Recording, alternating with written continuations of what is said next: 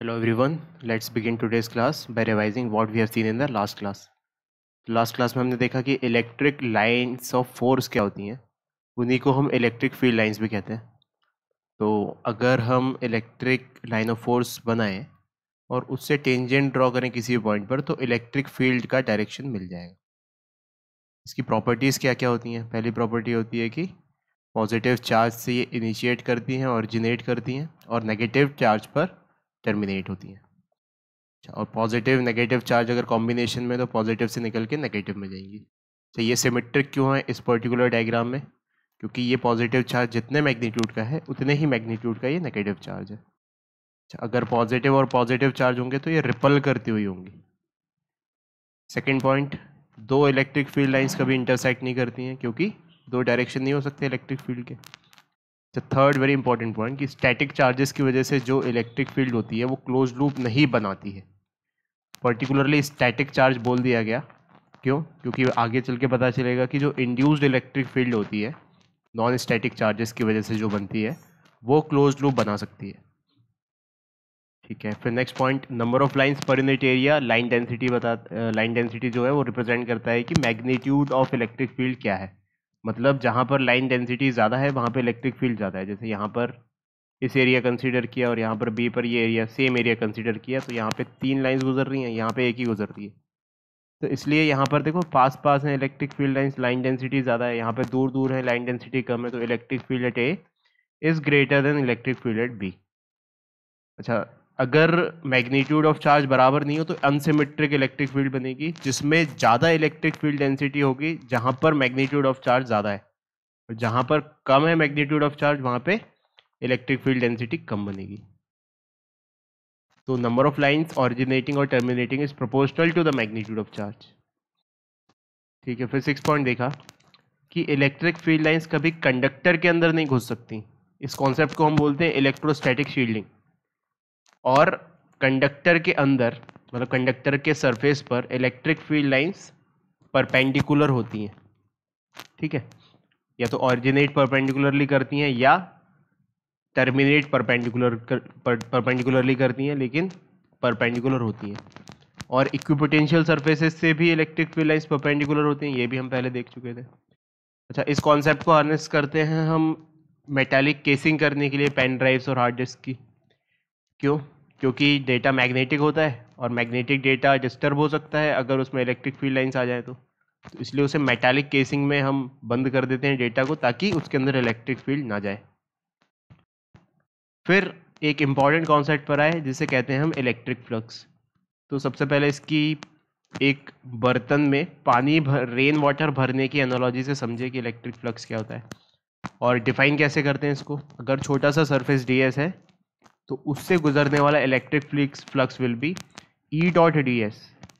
अच्छा, ई तो हमें पता ही है, ई का डायरेक्शन तो नॉर्मली जिस तरफ इलेक्ट्रिक फील्ड के डायरेक्शन है वैसा लेते हैं. जो एरिया का डायरेक्शन है वो एरिया से परपेंडिकुलर होता है, सरफेस एरिया के परपेंडिकुलर. तो परपेंडिकुलर तो दो डायरेक्शन हो सकते हैं, एक ऊपर वाला और एक नीचे वाला. तो अनटिल अनलेस डिफाइंड नहीं है, अगर एरिया का डायरेक्शन डिफाइंड नहीं है, एरिया वेक्टर का डायरेक्शन, तो हम इलेक्ट्रिक फील्ड से जो एक्यूट एंगल बना रहा है उसको लेंगे. ठीक है. अच्छा, अगर ओवरऑल इलेक्ट्रिक फील्ड देखनी है तो इस ओवरऑल इलेक्ट्रिक फ्लक्स देखना है तो इस डी फाई को इंटीग्रेट कर देंगे, तो ई डॉट डी एस का इंटीग्रल. और अगर ई कांस्टेंट है, अगर ई यूनिफॉर्म है, तो इलेक्ट्रिक फ्लक्स क्या हो जाएगा? E into area. That's it, E dot area and cos theta in fact. तो एक क्वेश्चन सॉल्व कर लिया था यहाँ पर हमने इलेक्ट्रिक फ्लक्स का, कि एक रिंग टाइप एलिमेंट है, उससे परपेंडिकुलरली गुजर रही है इलेक्ट्रिक फील्ड. तो फाई एंगल देखा, जो एंगल है एरिया वेक्टर का वो देखा. एरिया वेक्टर का एंगल क्या है? Perpendicular to the area. तो इलेक्ट्रिक फील्ड और एरिया वेक्टर का एंगल मिल गया यहाँ पे 0 डिग्री.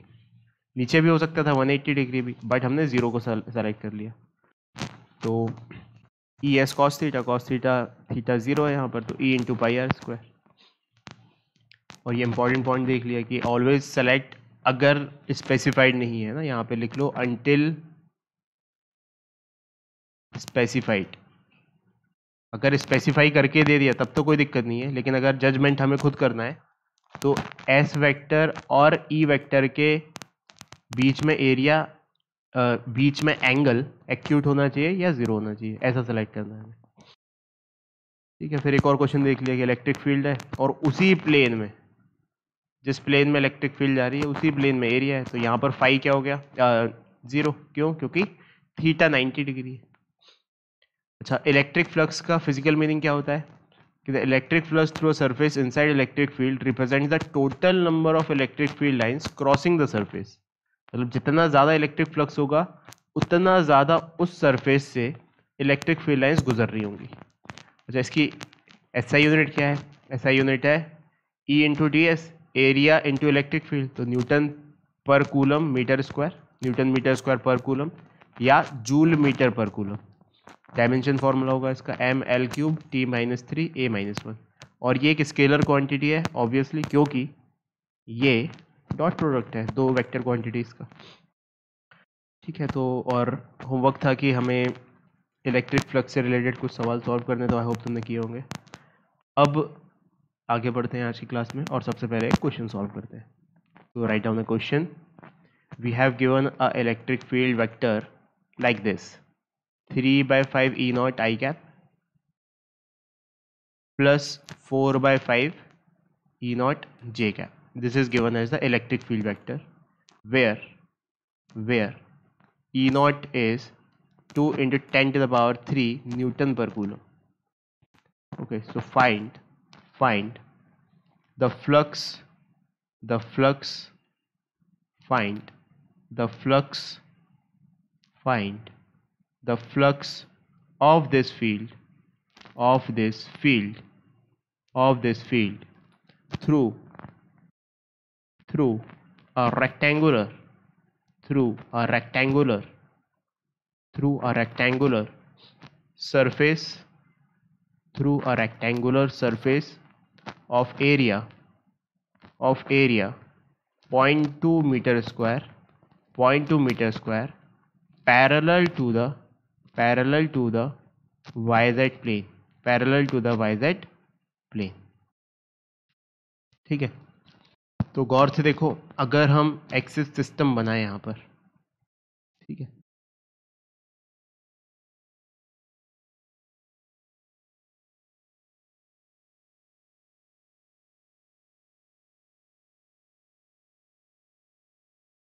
ये बन गया हमारी एक्स वाई जेड एक्सिस।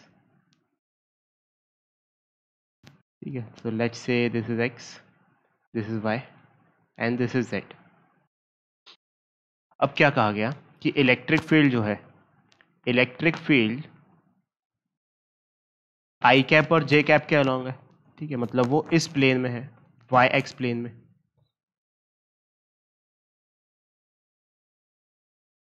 ठीक है, और जो एरिया वेक्टर दिया गया है रेक्टेंगुलर एरिया, वो किस प्लेन में है? That is parallel to Y Z plane, यानी कि वो वाई जेड प्लेन में। ठीक है, तो कुल मिला के अगर एक्स वाई प्लेन में है इलेक्ट्रिक फील्ड और वाई जेड प्लेन में एरिया वेक्टर है, तो वो उससे परपेंडिकुलर होगा। सीधी सी बात है। क्यों? इसको छोड़ो, इसको हटाओ, नॉर्मली ऐसे समझो कि अगर मैंने इस वाले डायरेक्शन में इलेक्ट्रिक फील्ड मान ली एंड दिस, ऐसे जो इलेक्ट्रिक फील्ड है, this plane, this plane, this plane is X Y plane. कैसे पता चला ये? क्योंकि जो इलेक्ट्रिक फील्ड है वो आई कैप और जे कैप में है, मतलब वो एक्स वाई प्लेन में। अब एक्स वाई प्लेन से परपेंडिकुलर होगा वाई जेड प्लेन, तो ये जो रेक्टेंगल है ये परपेंडिकुलर है, this is Y Z plane. ठीक है, this is Y Z plane and it is, the area is perpendicular to the surface area is perpendicular to the xy plane। तो area vector अब हम किस तरफ लें? इस वाई जेड प्लेन से परपेंडिकुलर, यानी कि इस तरफ या इस तरफ, तो अलोंग द इलेक्ट्रिक फील्ड ले लेंगे।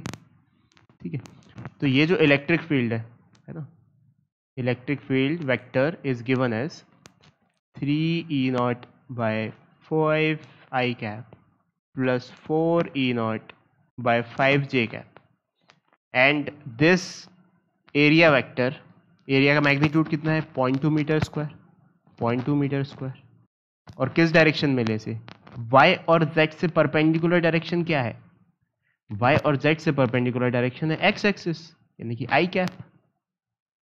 अब इन दोनों का डॉट प्रोडक्ट लेना है, इन दोनों का, तो ले लो।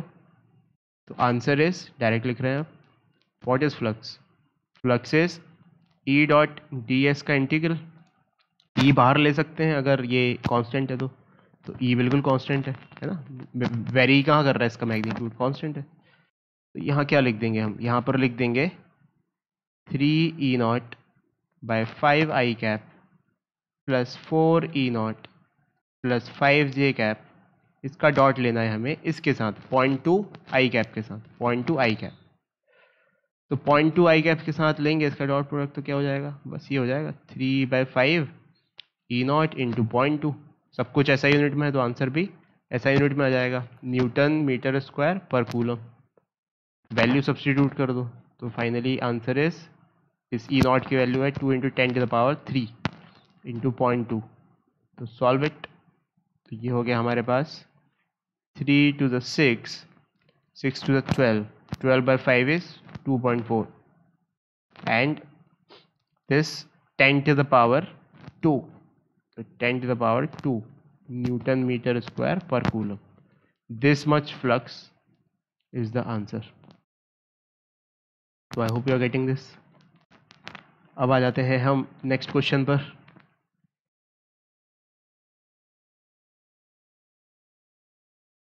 नेक्स्ट क्वेश्चन पर आ जाते हैं।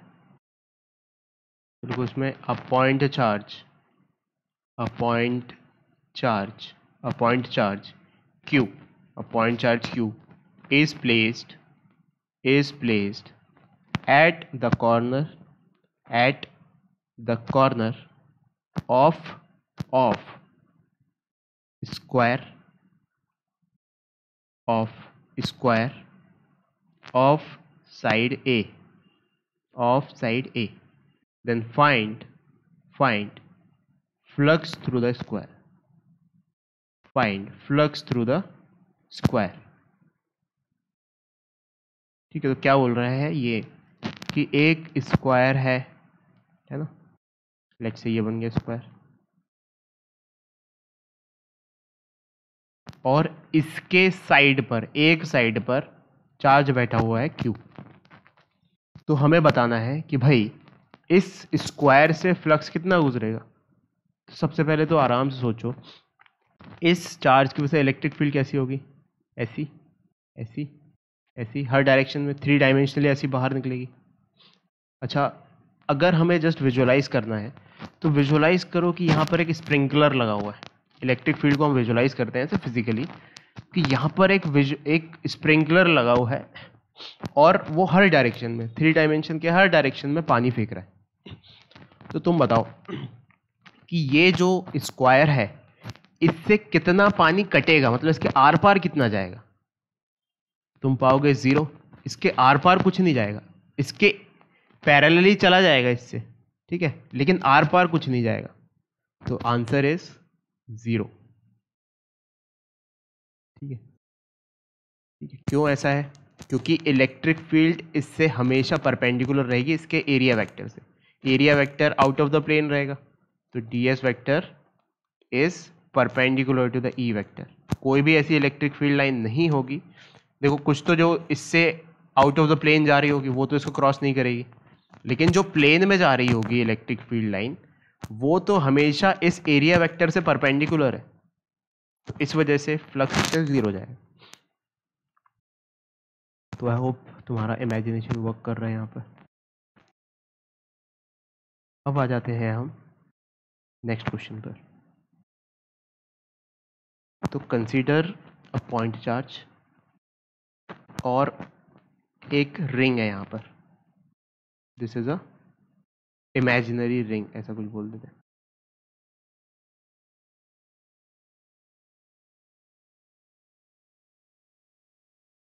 और इस इमेजिनरी रिंग की एक्सिस पर ये चार्ज रखा हुआ है, जिसका मैग्नीट्यूड है कैपिटल Q, और जो डिस्टेंस है इस चार्ज और इसके सेंटर के बीच की दैट इज x, और जो रेडियस है इमेजिनरी रिंग की that is capital R. Okay, so find electric flux due to point charge due to point charge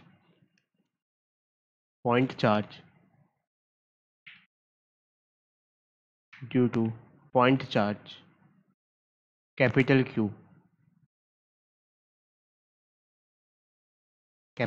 Q from the given circular region of radius capital R. यानी कि इस charge की वजह से इसमें से ये जो लिखा हुआ ये सर्कुलर रीजन है, इसमें से कितना फ्लक्स गुजरेगा. ठीक है, तो सबसे पहले तो समझते हैं कि इसकी वजह से इलेक्ट्रिक फील्ड कैसी होगी. इसकी वजह से इलेक्ट्रिक फील्ड ऐसी होगी, 3 डायमेंशनली ऐसी गुजर रही होगी हर डायमेंशन में, और हमें इसको काट के कितनी इलेक्ट्रिक फील्ड निकल रही है उसका पैमाना चाहिए. ठीक है, तो कैसे कर सकते हैं इसको. तो देखो, अगर हम इसका टॉप व्यू देखें, let's consider the top view of this, मतलब कि इधर आदमी खड़ा है और इधर से देख रहा है. ठीक है, तो कैसा दिखेगा उसको रिंग दिखेगी कुछ ऐसी दिख जाएगी. ठीक है, चार्ज भी दिखेगा यहाँ पे होगा कहीं पे चार्ज. ठीक है, तो अगर सिमेट्री से देखा जाए तो अगर मैं एक इस तरीके की छोटी सी एलिमेंट कंसीडर करूं, जस्ट अ सेकेंड,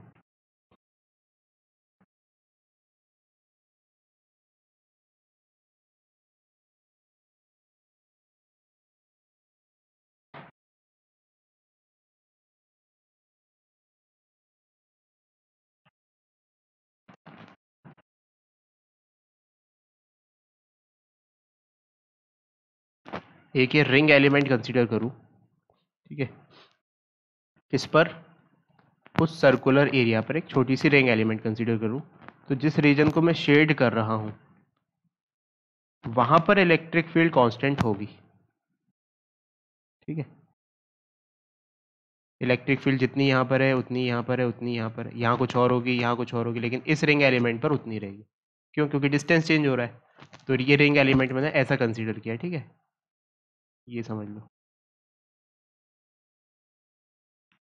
तो सेंटर से डिस्टेंस इसकी क्या लिख दें, सेंटर से डिस्टेंस इसकी लिख देते हैं स्मॉल r, और इसकी थिकनेस हो जाएगी dr, because dr will be in the direction of r. तो इधर पर अगर अपन को इलेक्ट्रिक फील्ड लिखनी है इधर पर, तो कैसे लिखेंगे. यहाँ पर देखना, इसको मैं फिर से बना देता हूँ, केवल रिंग एलिमेंट बना रहा हूँ अब मैं छोटा सा. ये रिंग एलिमेंट है. ठीक है, और यहाँ पे चार्ज है, इसकी वजह से मुझे यहाँ पर इलेक्ट्रिक फील्ड लिखनी है, तो बहुत ही आसानी से लिख देंगे. इसकी रेडियस कितनी है रिंग एलिमेंट की, स्मॉल r, और इसकी कितनी है x, तो ये वाली डिस्टेंस कितनी हो गई, x square plus r square का रूट. ठीक है भाई, अब देखो, तो यहाँ पर इलेक्ट्रिक फील्ड क्या हो जाएगी, E will be KQ upon x square plus r square. ठीक है, मतलब इधर हर जगह पर ये इलेक्ट्रिक फील्ड हो जाएगी. ठीक है, अच्छा, इसका एरिया वेक्टर किधर है, इलेक्ट्रिक फील्ड का डायरेक्शन किस तरफ है, वो इस तरफ है. इलेक्ट्रिक फील्ड का डायरेक्शन है वो इस तरफ है, this is the direction of electric field. Area vector किधर है इस रिंग का, इस एरिया से परपेंडिकुलर, जो एरिया शेडेड है इससे परपेंडिकुलर, यानी कि इस तरफ. This is the area vector, है ना, ds बोल दो जिसे. तो ये वाला एंगल इनके बीच का थीटा होगा. ओके, तो if this is theta, this is theta. ठीक है, और ये थीटा हम लिख सकते हैं, हमें cos थीटा लगेगा डॉट प्रोडक्ट लिखने में, तो cos थीटा लिख लेते हैं यहाँ से. सो cos theta is what, cos theta is base upon hypotenuse. So base is x, hypotenuse is this x square plus r square. तो अब ये छोटी सी एलिमेंट से गुजरने वाला फ्लक्स हम लिख देते हैं d phi. What is that? That is integration of D E dot D S, यानी कि इंटीग्रेशन ऑफ ई की वैल्यू लिखेंगे वहां पर, फिर डी एस की वैल्यू लिखेंगे और फिर कॉस थीटा लिख देंगे। तो ई कितना है? E is K Q by X square plus R square, so K Q upon X square plus R square. What is D S? D S is the area of this strip.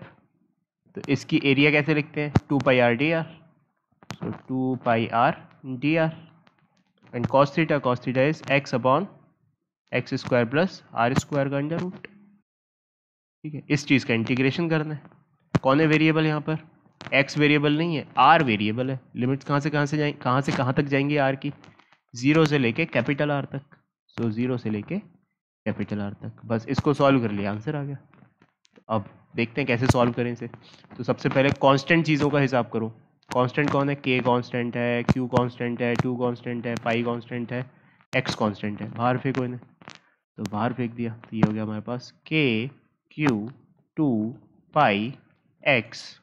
ठीक है, ये बाहर आ गया। अब अंदर क्या बचा? R D R divided by X square plus R square का अंडर रूट। एंड लिमिट जो भी इंटीग्रेशन होके आएगा जीरो से लेके कैपिटल आर। अच्छा, अब इस चीज़ को हम इंटीग्रेशन कैसे करते हैं? ऐसा कोई फॉर्मूला तो देखा नहीं हमने। तो यहाँ पर हम सब्सटीट्यूशन से इंटीग्रेशन करते हैं। एक्स इज कॉन्स्टेंट है ना, तो इंटीग्रेशन बाय सब्सटीट्यूशन। तो क्या करें यहाँ पर हम X square plus R square, ये जो ब्रैकेट के, ये जो अंडर रूट के अंदर है डिनोमिनेटर में, उसको हम कुछ मान लेते हैं एक नया वेरिएबल, लेट्स से टी। तो अगर हमने इसको डिफरेंशिएट किया इस एक्सप्रेशन को, तो एक्स स्क्वायर का डिफरेंशिएशन क्या है? एक्स स्क्वायर का डिफरेंशिएशन जीरो, क्योंकि एक्स कांस्टेंट है। आर स्क्वायर का डिफरेंशिएशन क्या है? 2r dr is equals to D T का डिफरेंशिएशन dt। तो यहाँ से आर डी आर क्या हो गया? आर डी आर हो गया डी टी बाई टू। तो हम इस आर डी आर को, ये जो लिखा हुआ है, इसको लिख देंगे डी टी बाई टू, और ये जो नीचे है वो तो है ही। अच्छा, एक काम करते हैं, चलो ठीक है, अंडर रूट, इसमें एक और चीज़ की जा सकती थी, है ना, थोड़ा सा और आसान बना लेकिन कि अंडर रूट को भी हटाया जा सकता था।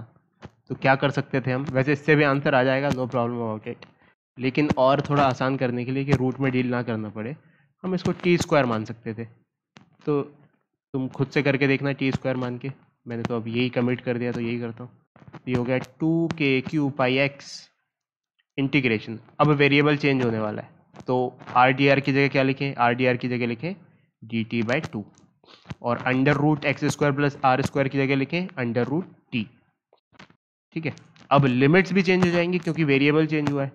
तो जब आर जीरो था, जब आर जीरो है, तो टी क्या होगा? टी होगा एक्स स्क्वायर, तो यहाँ पर क्या आ जाएगा? X square. और जब स्मॉल आर कैपिटल आर है, तो टी क्या होगा? टी होगा X square plus capital R square, तो X square plus capital R square, है ना। तो ये चीज़ अगर नहीं समझ में आई तो पॉज करके आराम से समझो और फिर ही आगे बढ़ो, है ना। एक एक छोटी छोटी चीज़ इंपॉर्टेंट है, ऑब्वियसली मत लेना इसको। बस अब कुल मिला के इंटीग्रेशन करना है। ये हो गया हमारे पास 2k³ पाई एक्स। यहाँ पर क्या है? 1/2 भी बाहर ले लो, और T to the power minus half D T, और लिमिट्स है जो तो है ही। तो बस ये 2 से 2 कट गया, तो बचा क्या? k³ पाई एक्स टी की power minus two plus half, तो टी की power half upon half, and limits X square से लेके X square plus R square तक लगाओ। तो ये 2 ऊपर पहुंच जाएगा, तो ये हो गया 2k³ पाई एक्स। लिमिट्स रख दो यहाँ पे, टी की जगह सबसे पहले लो X square plus R square, और पावर हाफ है तो अंडर रूट हो जाएगा, तो ये हो गया X square plus R square minus अगले में under root of X square, तो दैट इज एक्स इटसेल्फ। तो ये आंसर हो गया। So this much is the flux passing through that circular region, this is the answer. Absorb करो इसको। ठीक है।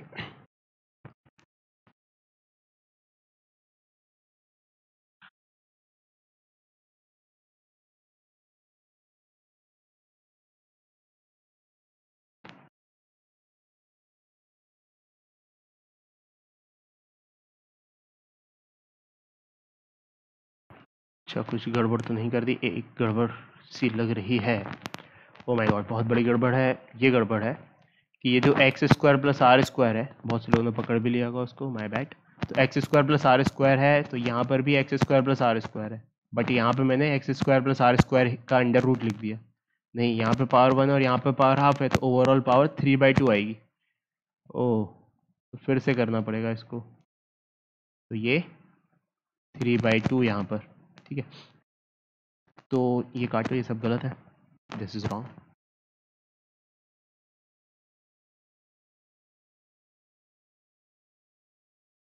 ठीक है, अब देखो यहाँ पे क्या, इसको ले लेते हैं। This is what we have to integrate.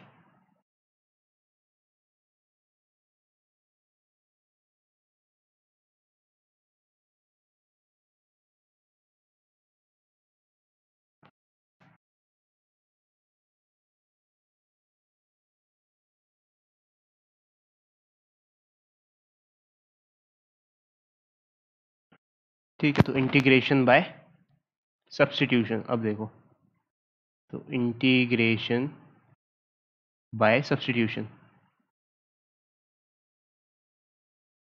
ठीक है। तो यहाँ पर X square plus R square को अपन टी स्क्वायर मान लेते हैं। टी स्क्वायर क्या होगा, क्योंकि 1/2 पावर है तो एडजस्ट हो जाएगी। टी भी मान सकते हैं, टी स्क्वायर भी मान सकते हैं, नो डाउट अबाउट इट, कोई दिक्कत नहीं है ना। तो टी भी एक वेरिएबल है, तो टी स्क्वायर भी वेरिएबल होगा, तो टी स्क्वायर मान लिया इस बार, ठीक है। तो यहाँ पर एक्स स्क्वायर का डिफ्रेंसिएशन 0, आर स्क्वायर का डिफ्रेंसिएशन 2r dr, क्योंकि वेरिएबल है तो एक dr भी आएगा, और टी स्क्वायर का डिफ्रेंसिएशन 2t dt। तो ऐसा करने से R D R is equals to T D T हो गया। तो R D R is equals to T D T. तो ये आर डी आर की जगह क्या लिखना पड़ेगा हमको, टी डी टी। तो लिख देते हैं। तो ये जो है तो है 2k³ pi X, R D R is T D T, ठीक है। इंटीग्रेशन की लिमिट्स चेंज होंगी अभी। X square plus R square, यहाँ पर टी स्क्वायर आएगा इसकी जगह, है ना, क्योंकि इसको हमने टी स्क्वायर माना है। तो T square to the power 3/2 will be t³, ठीक है। अब लिमिट्स को देखो गौर से, कि जब t की ये जब हमने स्मॉल r की वैल्यू 0 थी, तो टी स्क्वायर की वैल्यू क्या होगी, एक्स स्क्वायर। तो t की लिमिट्स रखनी है, क्योंकि ये dt का इंटीग्रेशन है। तो t कहाँ से कहाँ होगा, t होगा x से लेके X square plus capital R square तक, क्योंकि जब r की वैल्यू 0 है तब t की वैल्यू है under root of X square plus R square. Under root तो लिखना नहीं है ना वहाँ पे, क्या हमको t लिखना है। तो x, टी स्क्वायर की वैल्यू क्या होगी, X square plus R square, ठीक। और जब, आराम से देख लो ना, नहीं समझ में आ रहा है तो देखो, व्हेन, क्या बोल रहा हूँ मैं, when r is equals to 0। क्यों ऐसा किया, क्योंकि यहाँ पे r 0 था, अब t की वैल्यू चाहिए हमें उसके करस्पॉन्डिंग।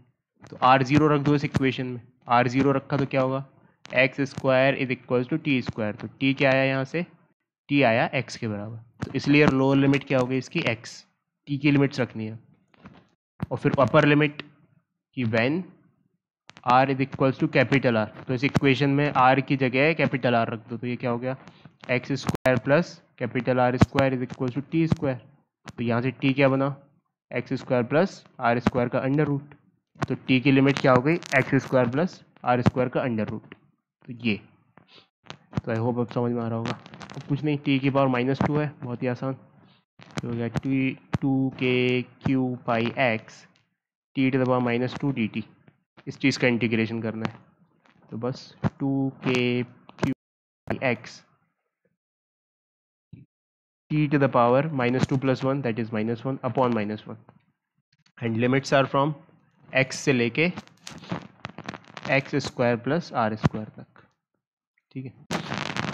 तो ये हो गया हमारे पास 2k³ पाई एक्स, माइनस भी लगा दो यहाँ बाहर, 1/t है, 1/t में पहले ये आएगा, तो 1 upon X square plus R square का रूट माइनस 1 अपॉन एक्स, ठीक है। अब इस माइनस को एडजस्ट कर दो तो ये पलट जाएंगे, और x मल्टीप्लाई कर दो तो क्या हो जाएगा, 2k³ pi 1 minus X upon X square plus R square, ठीक है। ये X square plus R square है ना, वैसे तो यही आंसर हो गया, बट इसको और आसानी से लिख सकते हैं। ये क्या, एक्स ये है और R square plus capital R square ये है, हाइपोटेन्यूज है। So let's say this angle is alpha. If this angle is alpha, we can represent this thing in this form. It can be written as 2k pi q 1 minus cos alpha. So this is the answer. I said this is the answer because alpha तो दिया नहीं था question में, वो तो just समझने के लिए. So this is the answer. So I hope you're getting this. अब आते हैं नेक्स्ट क्वेश्चन पर.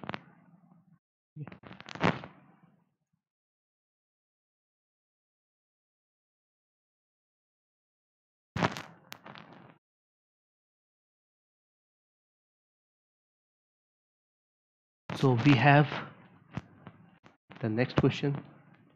तो यहाँ पर क्या है, यहाँ पर एक सेमी सर्कुलर स्फीयर है, सेमी स्फीयर है ना. सेमी सर्कुलर स्फीयर क्या होता है, सेमी स्फीयर है. This is a semi sphere, यहाँ पे इसका ये सेंटर है, तो दिस इज सेमी स्फीयर. ठीक है, और इसके जो बेस एरिया है उससे परपेंडिकुलर इलेक्ट्रिक फील्ड आ रही है.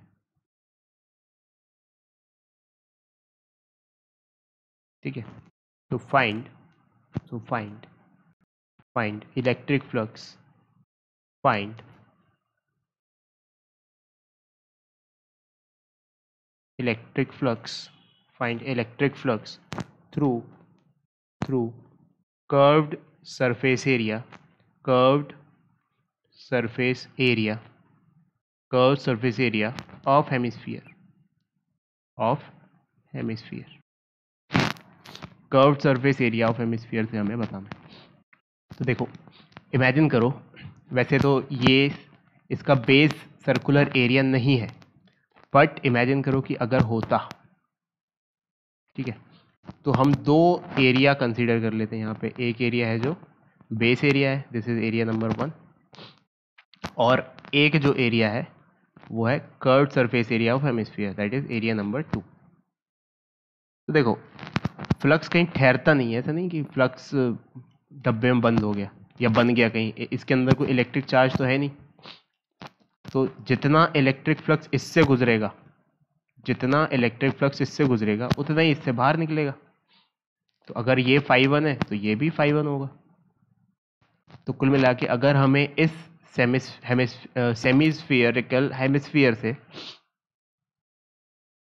ये सेमीस्फीयर बोला है मैंने, इसको हेमिस्फीयर बोलते हैं ना, नहीं हेमिस्फीयर, हाँ सेमीस्फीयर या हेमिस्फीयर. तो ये हेमिस्फीयर से जितना निकलेगा उतना इस बेस एरिया से निकलेगा, और बेस एरिया से तो हम आसानी से बता सकते हैं.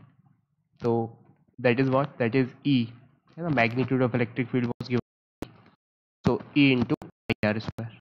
Radius of the hemisphere was given as R. ठीक है, तो कुल मिला के ये आंसर है. तो लर्निंग पॉइंट क्या है कि जो प्रोजेक्ट एरिया है, जो भी सरफेस है हमारे पास, उसका जो भी प्रोजेक्टेड एरिया है, सरफेस एरिया है इलेक्ट्रिक फील्ड से परपेंडिकुलर, उससे मल्टीप्लाई कर दो. ठीक है, तो ये बहुत इंपॉर्टेंट पॉइंट है. जैसे अगर कोई तुमसे बोलता कि हमारे पास एक कोन है ना, it is very important point कि हमारे पास एक कोन है ऐसा. उसकी दी हुई है हाइट, दी हुई है h, रेडियस दिया हुआ है r, और इस बेस एरिया से परपेंडिकुलर इलेक्ट्रिक फील्ड आ रही है. ठीक है, कांस्टेंट इलेक्ट्रिक फील्ड E. तो फ्लक्स क्या होगा, तो यहाँ पर फ्लक्स होगा कुछ नहीं, प्रोजेक्टेड एरिया ये है जिसके परपेंडिकुलर इलेक्ट्रिक फील्ड है, so flux will be E into pi R square ना. इसका कोई मतलब ही नहीं है. ठीक है, अच्छा ये शेप अगर ऐसा ना हो, कुछ रैंडम शेप होता है जो स्टैंडर्ड फिगर ही नहीं है, ये बेस एरिया वही होता. ठीक है,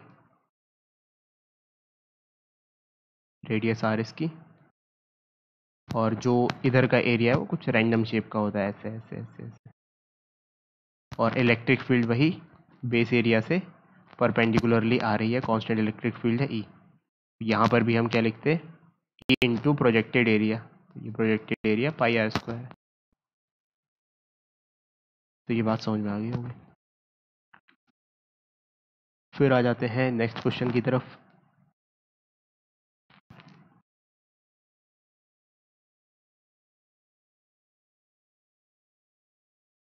नेक्स्ट क्वेश्चन इज कि वी हैव अ स्फीयर, है ना, this is a sphere, this is a sphere, और इसके सेंटर पर एक चार्ज है capital Q. the radius of the sphere is capital R, and this is a sphere. So find flux through the sphere. Find flux through the sphere. Find flux through the sphere.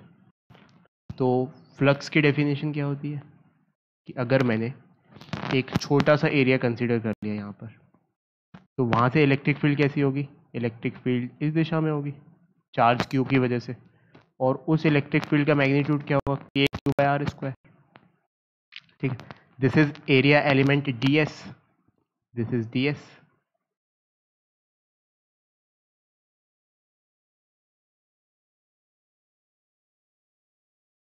This is area element, जो छोटा सा ये area है, that is ds।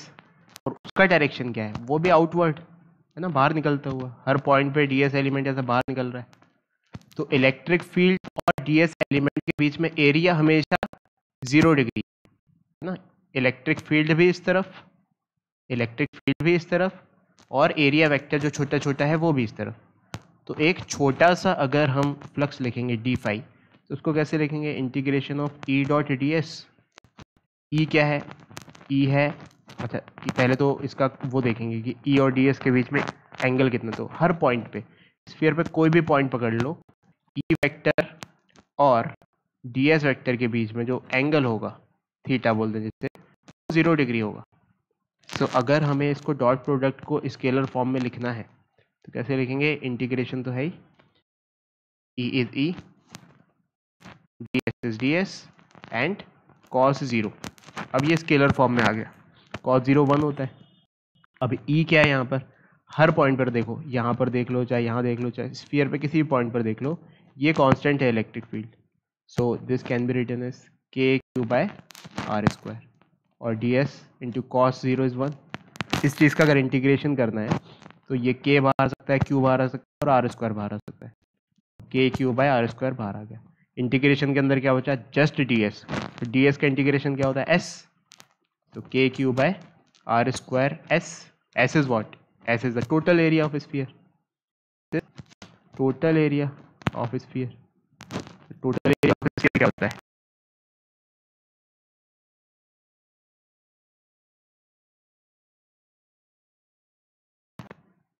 So it is kq upon r square into 4 square।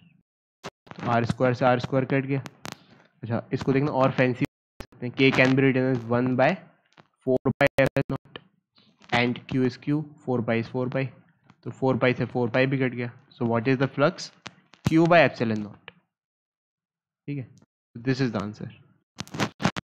तो in fact यही Gauss law होता है कि अगर हमने किसी भी चार्ज को एनक्लोज कर दिया किसी सरफेस एरिया से, तो उस सरफेस एरिया से गुजरने वाला फ्लक्स जो है, that is Q by epsilon not. ये तो हमने पर्टिकुलर एक ऐसे सिमेट्रिकल फिगर के लिए निकाला जिसका एरिया वगैरह हमें पता है, बट व्हाट इफ कि ऐसे सरफेस का एरिया नहीं पता है, तब भी हम गॉस लॉ के थ्रू लिख सकते हैं। Now we are moving on to the very important concept, that is the Gauss law. ये हमारी ज़िंदगी को बहुत ही आसान कर देगा। ठीक है, तो इसको बहुत ही ध्यान से समझो, it is very easy and very important. तो गॉस लॉ, ठीक है, तो सबसे पहले मैं समझाता हूँ क्या बोलता है गॉस लॉ। कि अगर एक चार्ज है ना, क्यू, जरूरी नहीं है पॉइंट चार्ज हो, कुछ भी चार्ज है, ठीक है, it may not be point charge, और इससे हमने एक एनक्लोज सरफेस, एनक्लोज मतलब जो इसको पूरी तरीके से कैद कर रहा है ना, ये सरफेस ले लिया। तो इस सरफेस से गुजरने वाला जो फ्लक्स होगा, है ना, फ्लक्स थ्रू दिस सरफेस, वो क्या होगा? वो हमें ऐसा पता है, ई डॉट डी एस। ठीक है, तो उसका भी हम इंटीग्रेशन वगैरह नहीं कर सकते क्योंकि ये हमें एरिया वेरिया नहीं पता इसका किस तरीके से वेरी कर रहा है, but it will be Q by epsilon not for sure.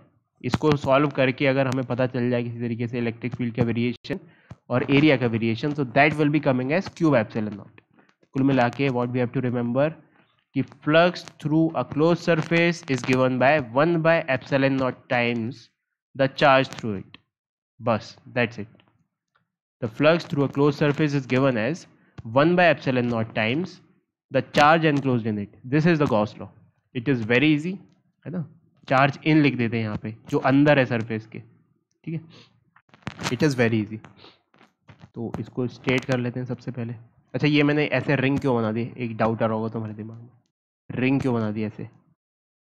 अच्छा, अभी तो हम क्लोज्ड इंटीग्रल नहीं कर रहे थे. दिस रिप्रेजेंट्स क्लोज्ड इंटीग्रल, है ना. सरफेस एरिया क्लोज्ड है, close surface. This is open surface नहीं है ये. अगर जैसे सपोज केवल एक spherical, not spherical, circular region होता और ऐसे उससे इलेक्ट्रिक फील्ड गुजर रही होती, तब तो ये क्लोज नहीं है. अगर पूरा क्लोज कर देते हम, है ना, पूरा सरफेस क्लोज कर देते, स्फेरिकल कर देते, तब वो क्लोज होता. So this represent closed surface. ये जो सरफेस है ये क्लोज्ड सरफेस है, क्लोज सरफेस, ठीक है. ये बात याद रखनी है हमें. This is closed surface. Gauss law में इंपॉर्टेंटली जो सरफेस होगा वो क्लोज्ड होना चाहिए. तो गॉस लॉ की डेफिनेशन लिखो.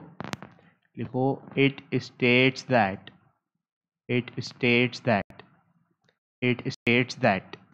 net electric flux through any closed surface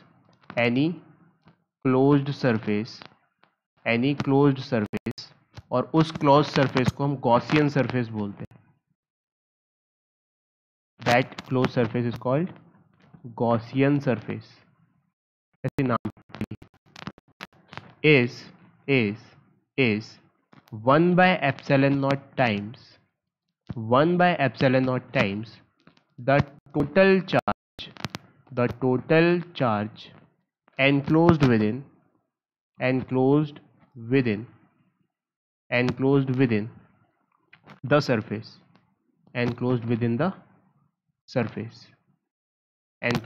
the surface. So what is total flux through a closed surface? This represents closed surface, closed integral E dot ds, that is nothing but q enclosed divided by epsilon naught. That's it. This is the Gauss law and it makes the things very easy. बहुत easy कर देता है ये हमारे calculations वगैरह को. So we will write some points about Gauss law. So first point is flux through Gaussian surface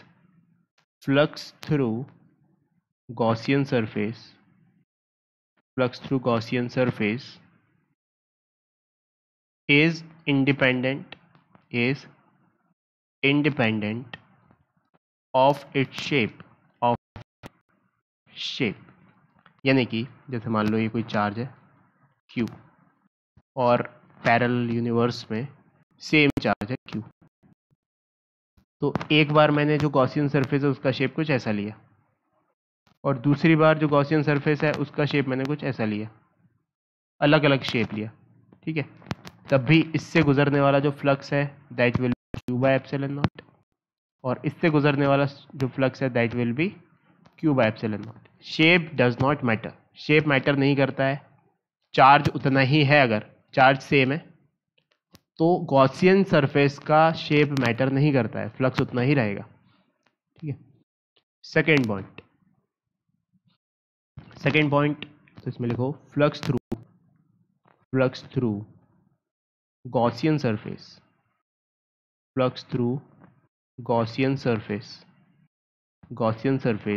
depends only on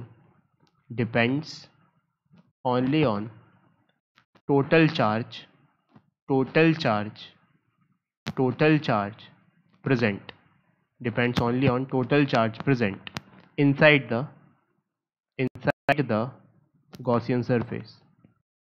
Inside the Gaussian surface and is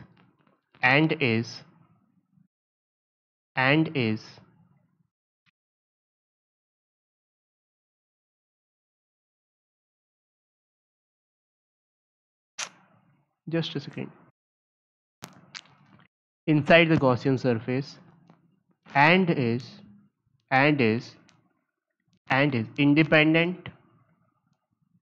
independent of position of charges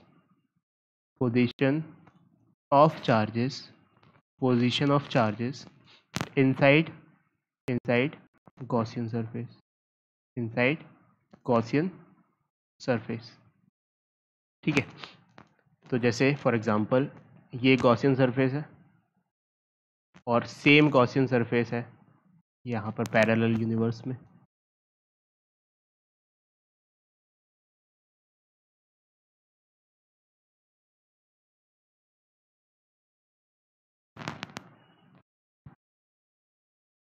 ठीक है, तो imagine करो कि यहाँ पर एक charge रखा हुआ है Q1, यहाँ पर दूसरा रखा हुआ है Q2, यहाँ पर तीसरा रखा हुआ है Q3. तो इस गॉसियन सरफेस से फ्लक्स क्या होगा? Flux will B net charge inside that, तो Q1 plus Q2 plus Q3 divided by epsilon naught. ठीक है, जो भी उसके अंदर. अच्छा, सेम गॉसियन सरफेस से अगर हमने चार्जेस की पोजीशन बदल दी, मान लो तीनों के तीनों चार्ज यहाँ पे लाके रख दिए Q1 plus Q2 plus Q3, तब इस सरफेस से कितना होगा? तब भी इतना ही होगा. तो इस सरफेस से गुजरने वाला फ्लक्स तब भी इतना ही होगा. तो position of charges does not matter. कुल मिला के ये बात कही गई. बाहर नहीं होना चाहिए ना. मान लो सपोज बाहर चार्ज है Q4, तो वो इसके कंसिडरेशन में नहीं आएगा. बाहर वाले चार्ज से कोई मतलब नहीं है हमें. यहाँ पे रख दो Q4 Q5, तब भी कोई दिक्कत नहीं, यही रहेगा, है ना. अंदर वाले चार्ज की वजह से ही लिखना है.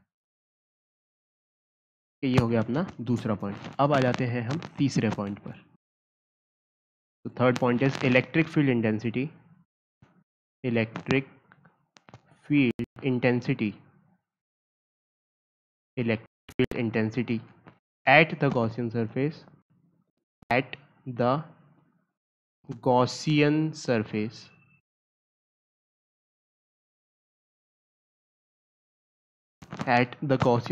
surface is due to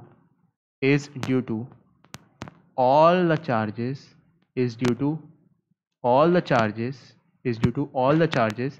present inside as well as outside the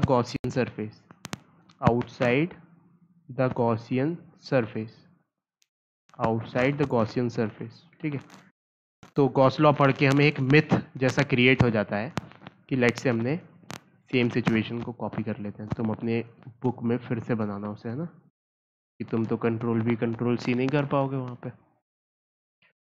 तो यहाँ पर बना लिया तुमने. ठीक है, तो ये गॉसियन सरफेस है और इसके अंदर कुछ चार्जेस हैं.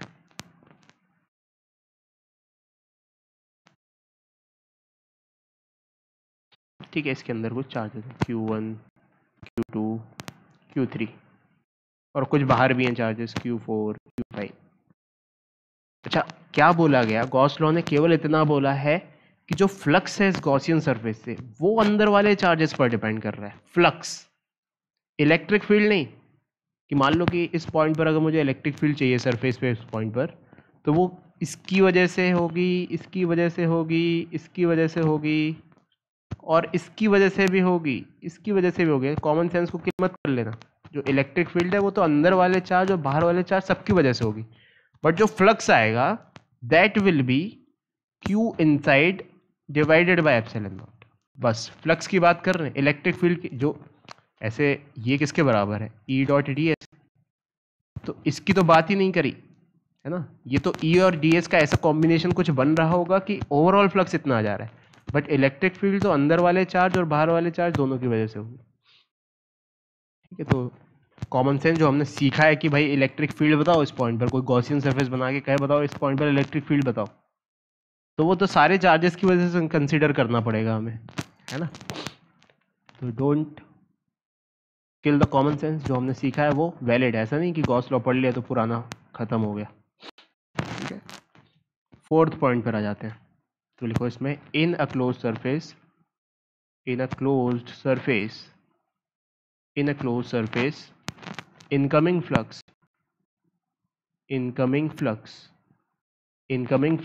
is taken negative.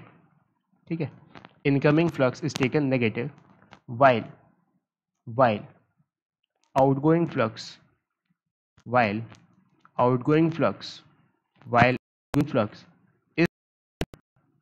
is taken positive because n cap is taken positive in outward direction. ठीक है. अच्छा, एक बात मैंने बताई थी कि अगर ओपन सरफेस है, बहुत गौर से सुनो इसको, अगर ओपन सरफेस है, let's say this is a open surface, तो जो एरिया वेक्टर का डायरेक्शन है वह तो इधर हो सकता है, N cap is direction of area vector, या इधर हो सकता है. एंड हम कैसे चूज करेंगे उसको कि भाई एक्यूट होना चाहिए इलेक्ट्रिक फील्ड के साथ या जीरो होना चाहिए, तो हम उसको चूज कर लेंगे. But if it is a close surface, this was open surface, तो ये भी कर सकते हैं, ये भी चूज कर सकते हैं. But if it is a close surface, ठीक है, जरूरी नहीं स्फीयर शेप का हो, कुछ भी शेप का हो सकता है.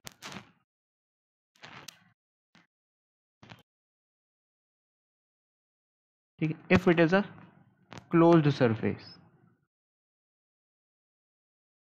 तो हमेशा एरिया वेक्टर इससे बाहर होगा, अंदर नहीं होगा.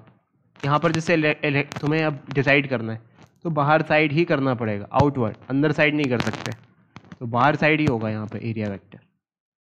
ठीक है, perpendicular to the area of course. तो N cap is always outward. ठीक है, ये बात हमेशा याद रखें. अगर क्लोज सरफेस है तो area vector is always outward perpendicular to the surface. ठीक है, लेकिन अगर ओपन सरफेस है then there are two possibilities कि अंदर भी हो सकता है, बाहर भी हो सकता है. But if it is a close surface, हमेशा एरिया वेक्टर बाहर होगा. तो अब हम जो गॉस लॉ में बात करते हैं वो किसकी बात करते हैं? केवल और केवल क्लोज सरफेस की. ओपन सरफेस की तो बात ही नहीं करते.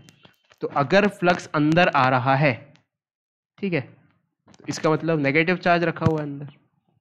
जस्ट ट्राई टू अंडरस्टैंड कि लेट्स से ये गॉसियन सरफेस है और यहाँ पर नेगेटिव चार्ज रखा हुआ है, तो इलेक्ट्रिक फील्ड कैसी होगी? इलेक्ट्रिक फील्ड होगी ऐसी, this is the electric field. और एरिया वेक्टर, अब एरिया वेक्टर तो इस केस में बाहर ही लेना है ना, नो डाउट अबाउट इट, बाहर ही लेना है. एन कैप इज बाहर. तो इलेक्ट्रिक फील्ड के डायरेक्शन और एरिया वेक्टर के डायरेक्शन में यहाँ पर एंगल हो गया 180 डिग्री, है ना.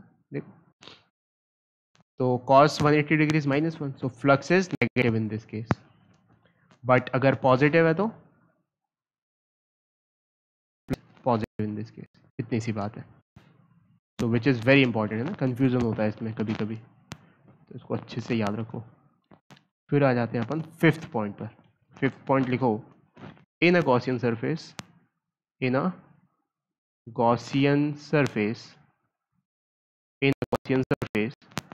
phi is equals to 0 does not imply E is equals to 0. ठीक है, अगर फाई 0 है, फ्लक्स 0 है गॉसियन सरफेस, तो इसका ये मतलब नहीं इलेक्ट्रिक फील्ड 0 होगी, है ना. At electric field 0 at every point of the surface. But if E is equals to 0, अगर इलेक्ट्रिक फील्ड 0 है eight every point, this will imply that flux is 0. तो इसको समझते हैं सबसे पहले तो कि क्या बात कह दी गई. बहुत ही कॉमन सेंस की बात है ये. अभी जस्ट एक एग्जांपल दूंगा तो मैं समझ में आ जाएगा. तो देखो क्या बोला गया कि अगर मान लो सपोज ये गॉसियन सरफेस है, तो मैंने दो चार्जेस में इक्वल एंड अपोजिट पोलैरिटी के रख दिए, प्लस क्यू माइनस क्यू. ठीक है, यहाँ पे प्लस क्यू रख दिया, यहाँ पे माइनस क्यू रख दिया. तो by Gauss law, flux through this surface is net charge that is Q minus Q. तो Q minus Q upon epsilon naught, तो कितना होगा वो? 0. तो फ्लक्स 0 है इस सरफेस से, अगर फ्लक्स इलेक्ट्रिक फील्ड जीरो होगी, यहाँ पे इलेक्ट्रिक फील्ड जीरो होगी क्या? ना माना। क्यों? क्योंकि देखो ये अलग डिस्टेंस पर है, ये अलग डिस्टेंस पर है, ठीक है, इसका मैग्नीट्यूड जो, तो हर पॉइंट इलेक्ट्रिक फील्ड जीरो नहीं होगी। हो सकता है कोई ऐसा पॉइंट पड़ जाए जहाँ पे बराबर दूरी पर हो, ठीक है, तब ऐसी सिचुएशन में जीरो हो सकता है उस पॉइंट पर इलेक्ट्रिक फील्ड, लेकिन हर पॉइंट पर इलेक्ट्रिक फील्ड जीरो नहीं होगी, ठीक है। अच्छा, अदर वे राउंड अगर सोचें कि लेट्स से हर पॉइंट पर ये फ्लक्स है, हमें नहीं पता चार्ज डिस्ट्रीब्यूशन क्या है इसके अंदर, लेकिन हर पॉइंट पर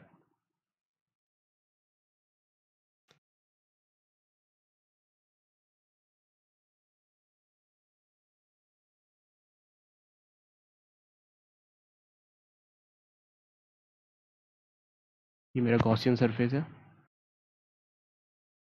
और हर पॉइंट पर इलेक्ट्रिक फील्ड जीरो है, ऐसा पहले से ही है ना। Electric field is found to be zero, charge रख के देखा उस पर कोई फोर्स नहीं लग रहा था, तो हर पॉइंट पर इलेक्ट्रिक फील्ड जीरो, ठीक है। अब अंदर का चार्ज डिस्ट्रीब्यूशन हमें नहीं पता कि क्या किस टाइप का चार्ज रखा है वहां पर, हर पॉइंट पर फील्ड जीरो है, तो इस परसेंट मतलब है फ्लक्स होगा, ठीक है। This means that flux through the surface is zero, ये बात 100% तय है, क्योंकि इलेक्ट्रिक फील्ड ही जीरो हो गई। अब ई डॉट डी एस करेंगे हर पॉइंट पर जीरो आएगा, चार्ज डिस्ट्रीब्यूशन पता नहीं हमें, ऐसा कुछ सेट हो रहा होगा चार्ज कि हर पॉइंट पे जीरो आ रहा होगा। तो कुल मिला के इसको अगर हम कंक्लूड करें कि if it is given as flux is zero, that does not mean flux to the surface is zero, that does not mean कि electric field is zero, but if electric field is zero through the surface at every point, then it means flux through the surface is zero. Gauss law में ना दो surface की ही बात हो रही है। तो एक आध क्वेश्चन सॉल्व कर लेते हैं।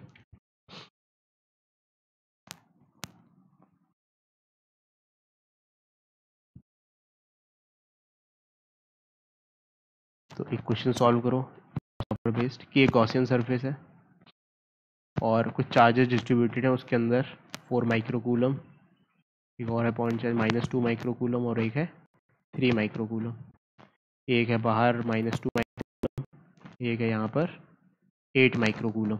This is the Gaussian surface. तो फाइंड फ्लक्स गॉसियन सरफेस, इसके थ्रू फ्लक्स फाइंड करो। तो बहुत ही आसान, क्या बोलता है गॉस लॉ कि क्लोज सरफेस है, हाँ भाई है, तो फ्लक्स विल बी क्यू, जितना भी अंदर है अपॉन एप्सिलॉन। तो अंदर क्या है, 4 है, -2 है और 3 है, तो इनका ऐड कर दो।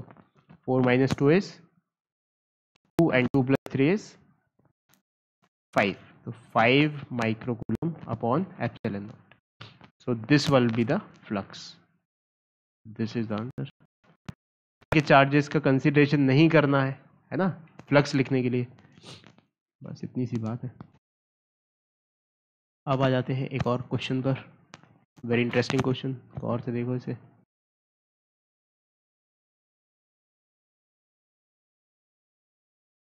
तो एक हमारे पास क्यूब है, we have a imaginary cube,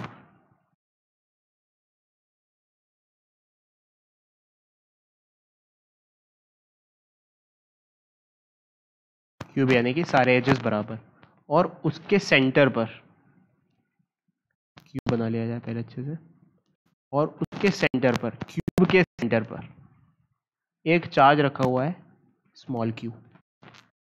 तो हमें बताना है what is the flux through the cube, ठीक है। तो इसको सवाल के फॉर्म में लिख लेते हैं। तो लिखो if a point charge, if a point charge small q is placed at the center of the cube, at the center of the cube, then find out the flux through the flux through the flux through any one surface, any one surface of the cube, है ना, any one square surface of the cube. तो देखो सबसे पहले कि जो electric field बन रही होगी वो सिमेट्रिक बन रही होगी। इस एरिया पर जितनी इलेक्ट्रिक फील्ड फॉल कर रही है सिमेट्रिकली उतनी ही इलेक्ट्रिक फील्ड किसी अन्य एरिया पर फॉल कर रही होगी। यानी कि अगर इससे गुजरने वाला फ्लक्स फाई है तो इससे गुजरने वाला फ्लक्स भी फाई होगा, इससे गुजरने वाला फ्लक्स भी फाई होगा, इससे गुजरने वाला फ्लक्स भी फाई होगा, इससे गुजरने वाला फ्लक्स भी फाई होगा, और इससे गुजरने वाला भी फाई होगा, और सबसे गुजरने वाला फाई होगा। 6 साइड्स होती हैं क्यूब की, है ना। 6 साइड्स थी, 6 सरफेस एरियाज होते हैं क्यूब के, 6 मतलब स्क्वायर से क्यूब बनता है और एनक्लोज्ड है एक क्यूब सरफेस। तो सबसे पहले तो गॉस लॉ से हम लिख सकते हैं कि flux through entire cube is q by epsilon not, कोई दिक्कत नहीं है। और क्योंकि सिमेट्रिक डिस्ट्रीब्यूशन है, जो एंटायर फ्लक्स है वो होगा 6 times flux of one side, 6 times flux from the one surface. तो 6 phi is equal to q epsilon naught. तो एक फाई क्या हो जाएगा, एक फाई भी q by 6 एप्सिलॉन। तो I hope you are getting this, ये बात समझ में आ रही होगी। ये ऐसा हम कभी क्यों कर रहे हैं, क्योंकि हमें पता है कि हर सरफेस एरिया से गुजरने वाला, हर स्क्वायर से गुजरने वाला फ्लक्स सेम है, ठीक है। अच्छा, क्यूबॉइड होता तो फिर नहीं कर पाते, क्योंकि फिर उसमें एरिया अलग हो जाता किसी सरफेस का।